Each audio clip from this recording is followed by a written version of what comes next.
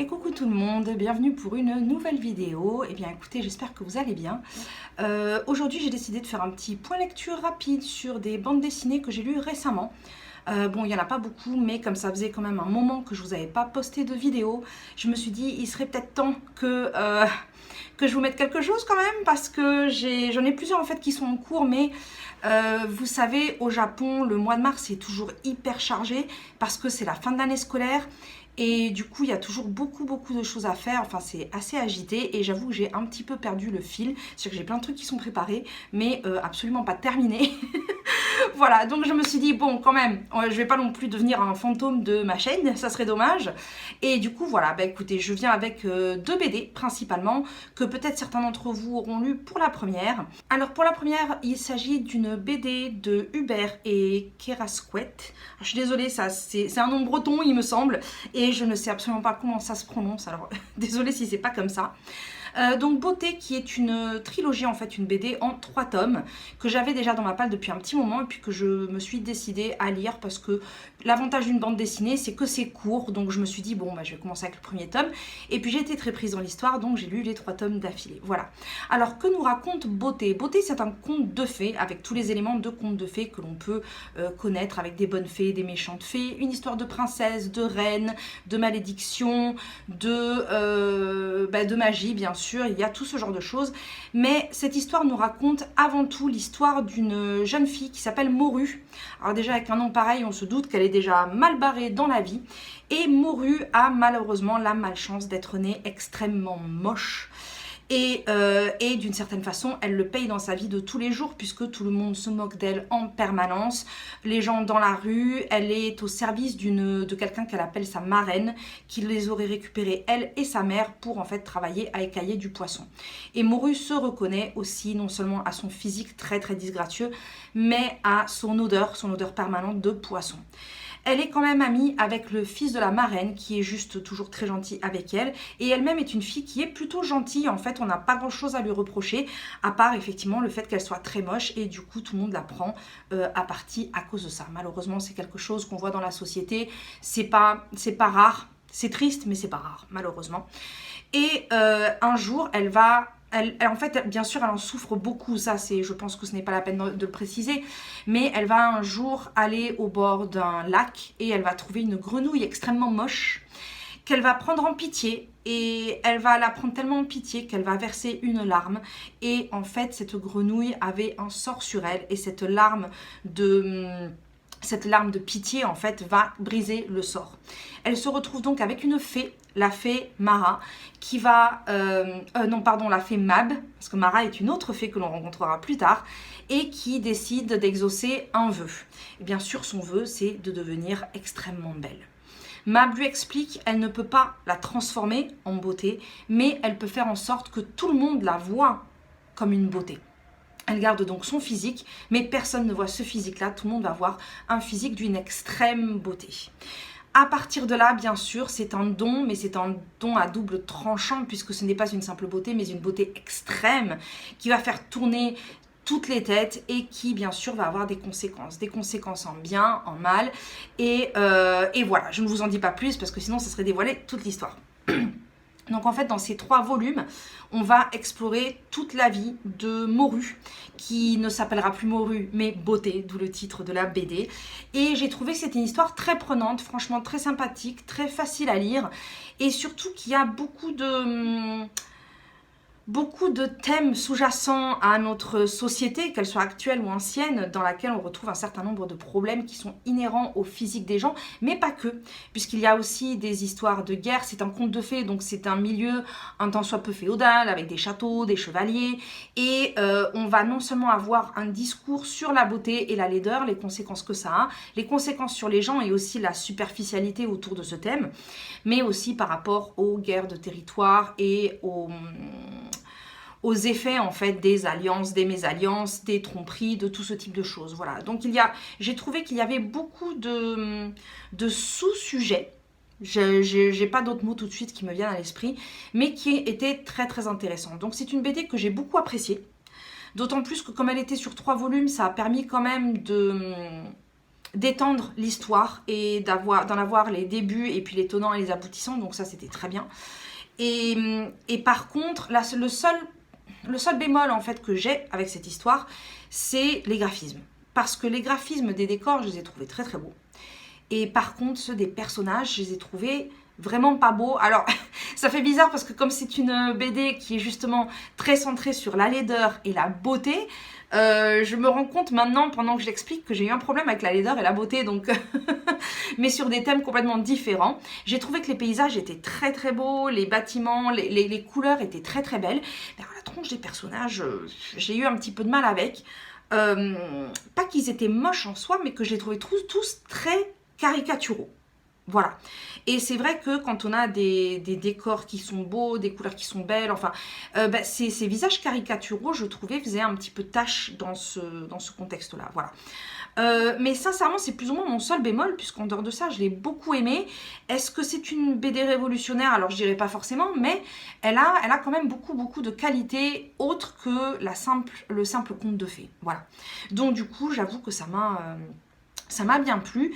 Et puis bon, vous savez bien que j'aime bien Hubert et que en tout cas tout ce que j'ai lu de lui jusqu'à présent, à part Joe la pirate, il me semble que c'était de lui aussi, Joe la pirate, que je n'avais pas aimé et dont j'avais parlé dans un autre point lecture, mais en dehors de celui-là, en fait, j'ai aimé tout ce à quoi il a participé, que ce soit les ogres dieux, que ce soit oh là là, je vais pas me rappeler, si, Peau d'homme, j'avais Peau d'âne en tête, mais Peau d'homme, enfin il y en a plusieurs comme ça qui sont vraiment très que j'ai beaucoup aimé, justement parce que il y a toujours plusieurs niveaux de lecture. Voilà, j'avoue que j'aime beaucoup quand c'est comme ça, sans forcément que ça soit prise de tête ou hyper psychologique, mais qu'il y ait plusieurs choses qui nous fassent réfléchir. Voilà.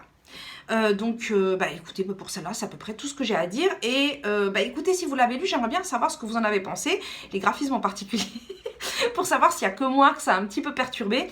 Et puis surtout aussi, si vous y avez vu ces différentes thématiques abordées et qui sont intéressantes. Et puis surtout, si le côté conte de fées vous a dérangé ou pas, vu le sujet, puisque ça peut être, le sujet lui-même peut être à double tranchant. Le sujet, non, le contexte, pardon. Voilà, le contexte et le décor qui peut paraître un petit peu surnaturel et fantastique et assez éloigné au final des thèmes qu'il aborde. Ensuite, j'ai lu une bande dessinée, excusez-moi, qui s'appelle Tamara de Lempicka, qui, je pensais, allait être une biographie de cette peintre. Alors, si vous ne connaissez pas, allez voir ses œuvres. Moi, personnellement, j'aime beaucoup son style.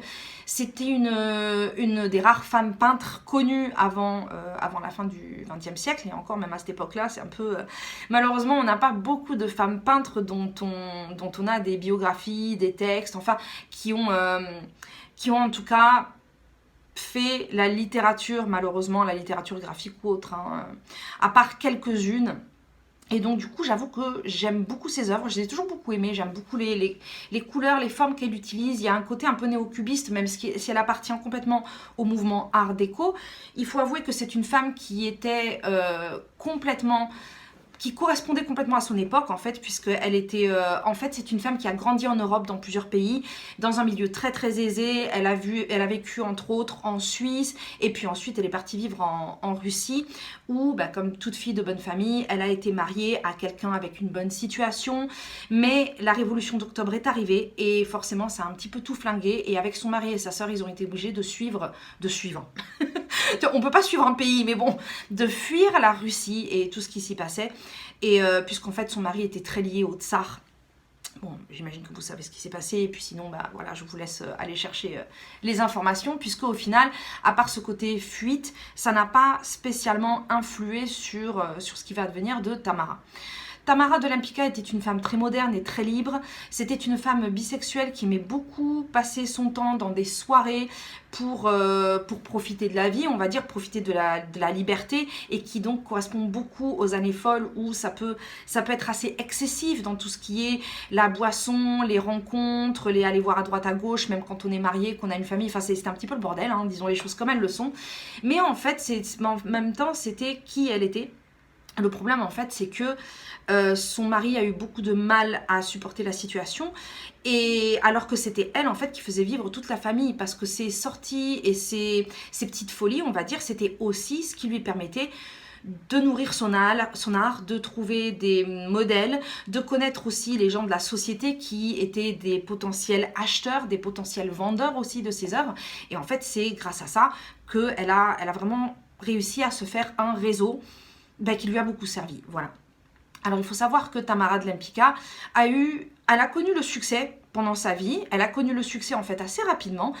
Et pendant les années 20, sa réputation a explosé. Elle a été très connue. Elle était venue en France. Je crois que je vous ai dit qu'elle a fui le pays, mais je ne vous ai pas dit pour où. Donc elle est venue à Paris, voilà. Et donc elle avait des relations comme André Gide, Jean Cocteau, en fait des gens justement qui permettaient d'agrandir encore ce réseau et de la faire connaître du milieu des arts et des lettres en France, qui était très effervescent à cette époque-là. Le problème en fait c'est que à la fin des années 20, son style artistique a été complètement détrôné par l'arrivée de l'art abstrait. Et l'intérêt envers ses œuvres s'est beaucoup amenuisé et malheureusement elle n'a pas connu en fait le succès qu'elle a maintenant, puisqu'en fait c'est quand même une peintre qui est très admirée, très étudiée, mais elle a eu un succès de courte durée pendant son vivant. Après, c'est quand même ce qui lui a permis de vivre, hein, donc elle n'était pas sans le sou, et, comme certains artistes. Alors, en ce qui concerne la BD, alors encore une fois, c'est une BD, donc c'est très court. Donc pourquoi je vous ai parlé de sa vie? Parce que en fait je m'attendais à avoir une sorte de biographie comme je l'ai eu dans certains romans graphiques dont je vous ai parlé, de Alice Guy ou de Joséphine Baker, vraiment des biographies que j'avais absolument adorées, et je ne sais pas pourquoi il m'est sorti de la tête que c'est une BD, c'est pas un roman graphique. Une BD, ça fait toujours moins de 100 pages et celle-ci en fait 56. Voilà, c'est extrêmement court et du coup, forcément, on peut pas raconter toute la vie de quelqu'un sur 56 pages, même en images. Et du coup, le problème, c'est que c'est une toute petite tranche de vie qui nous raconte les débuts de son succès à Paris, en sachant qu'elle a déjà du succès, donc elle est déjà un minimum dans la machine, et comment ça va évoluer envers un succès plus large. Voilà. Là, je viens de vous raconter toute la BD. Donc, du coup, j'avoue que même si je l'ai aimée, j'ai été très frustrée. J'ai été très frustrée parce que même si en 56 pages, c'est difficile de raconter beaucoup de choses, il y a quand même d'autres BD que j'avais lues, il me semble, sur Andersen et sur d'autres, je ne me rappelle plus de la longueur par contre, mais il me semble qu'elle ne faisait pas plus de 100 pages. Et qui arrivaient au moins à exprimer ne serait-ce que l'imaginaire de l'artiste, leur façon de travailler, en fait qui abordaient justement l'artiste, sa personne, son inspiration sous un angle qui permet d'avoir une compréhension autre que biographique.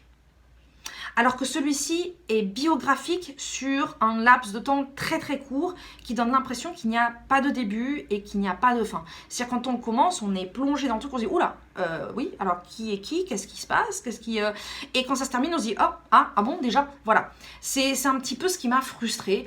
Et je me rappelle, c'était, Concerto pour la main gauche, qui était aussi une bande dessinée et non pas un roman graphique, donc assez court, et qui était l'histoire de ce pianiste qui avait perdu une main pendant la guerre et qui en fait montrait tout son imaginaire et son monde en fait intérieur, son monde psychologique et sa souffrance exprimée à travers la musique et le piano de façon fantastique, fantasmagorique en fait, et qui permettait d'avoir une nouvelle facette de l'artiste et de comprendre mieux cet artiste, pas forcément de l'apprécier parce que c'était un peu un goujat, mais qui donnait une nouvelle lumière sur ce personnage. Et je pense que quand on a aussi peu de pages, plutôt que de s'attaquer à des épisodes de leur vie, à ce moment-là, effectivement, de prendre un angle complètement différent pour aborder la personne en question. Là, ça n'a pas été fait. Voilà, donc j'ai été frustrée. Est-ce que j'ai aimé? Oui, parce que le court passage, c'était intéressant, mais je suis restée un peu sur ma faim. En dehors de ça, les graphismes, par contre, cette fois-ci, j'ai beaucoup aimé. Ils étaient très dans le style, en fait, de l'époque. C'est-à-dire qu'on voit très bien qu'on est dans les années folles, qu'on est dans la période art déco. Les visages des gens correspondent beaucoup, en fait, au type de portrait qu'elle faisait. Donc ça aussi, c'était bien.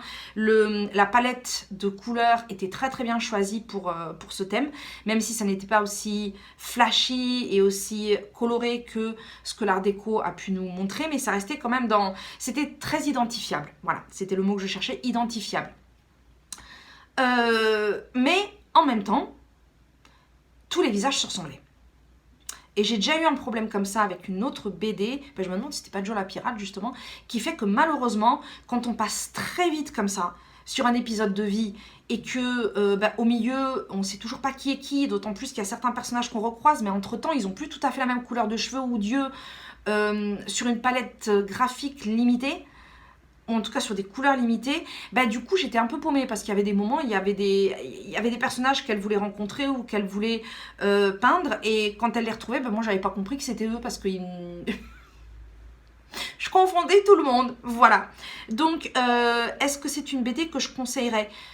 Oui, parce que il y a très peu d'œuvres consacrées à des peintres femmes qui, même si il s'agit toujours de ces quelques rares femmes qui sont reconnues et pour lesquelles on a enfin développé un minimum de littérature, elle en fait quand même partie et elles sont encore pas assez nombreuses, donc pour l'instant c'est un peu tout ce qu'on a à se mettre sous la dent. Donc oui, je le conseillerais à n'importe quelle personne qui s'intéresse à l'art. Et puis aux artistes féminines en règle générale et aux milieux dans lesquels elle devait évoluer, qui étaient souvent plutôt machistes. Mais elle, par contre, elle a réussi à faire sa place dans un milieu assez différent, à une époque où les choses commençaient à bouger aussi. Et où les femmes, en fait, commençaient à mettre, même si ça fonctionnait pas dans la vie de tous les jours, hein, disons que dans la vie de tous les jours, on va dire de la personne lambda, ça fonctionnait pas.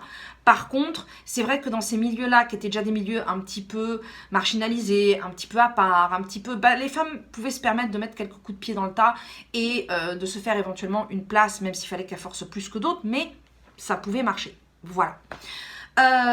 Écoutez, voilà, c'est plus ou moins ma conclusion. À la fin de cette BD, par contre, heureusement, il y a quelques pages consacrées à la biographie complète de Tamara de Lempicka, donc justement qui m'a permis d'avoir plus d'éléments dont je vous ai parlé, puisque je ne savais rien de sa vie avant ça, et qui est toujours bienvenue dans ce type de graphique, que ce soit BD, roman graphique, manga, peu importe, d'avoir effectivement des pages un petit peu comme un article de journal ou un reportage qui nous permettent de mieux en connaître sur la réalité de cette personne, sur la vie, surtout quand ça leur est consacré. Voilà, donc ça c'était très bien. Ça, voilà. Et en même temps, la BD, je vous dis, je la conseille pas non plus juste parce que c'est sur une femme ou sur une artiste et que j'aime beaucoup l'art, mais en fait parce qu'elle est bien, elle est bien. C'est juste qu'elle m'a laissé frustrée, voilà. Et comme celle-là, je l'ai lue, j'ai terminé ce matin, je suis restée un peu sur mon truc de frustration. Voilà, j'ai fini ce matin devant mon petit-déj et puis je me dis, mais enfin, qu'est-ce que c'est que ces conneries? Bref.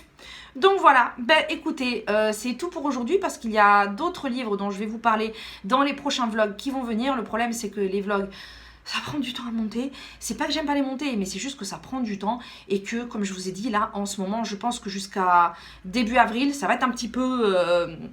la foire fouille du boulot et tout ça. Donc je vais quand même essayer de vous en sortir assez rapidement puisque j'en ai deux qui sont quasiment terminés. Donc je vais au moins essayer de vous faire cela avant la fin du mois. Donc un pour la semaine qui vient et puis un autre pour la semaine d'après. Et histoire de reprendre un petit peu plus de régularité après ça. Voilà, donc je pense qu'à partir d'avril, ça sera un peu moins compliqué. Voilà. Écoutez, comme d'habitude, vous n'hésitez pas à vous abonner si c'est pas fait. Me mettre un petit like aussi, ça fait toujours plaisir. C'est toujours très encourageant. Pour vous, ça change rien. Pour moi, si. Et puis, ah oui, et puis pour celui de Tamara de Lempicka, parce que je l'ai dit pour beauté, mais si celui-là, vous l'avez lu, parce que je ne l'ai pas du tout vu circuler. Donc, dites-moi si vous connaissez, ce que vous en avez pensé, etc. J'ai toujours grand plaisir à vous lire. Et puis sur ce, écoutez, je vous dis à très bientôt pour une nouvelle vidéo. Et puis j'espère que tout se passe bien de votre côté et que vous profitez bien des vacances de printemps si vous en avez. Voilà, ciao ciao!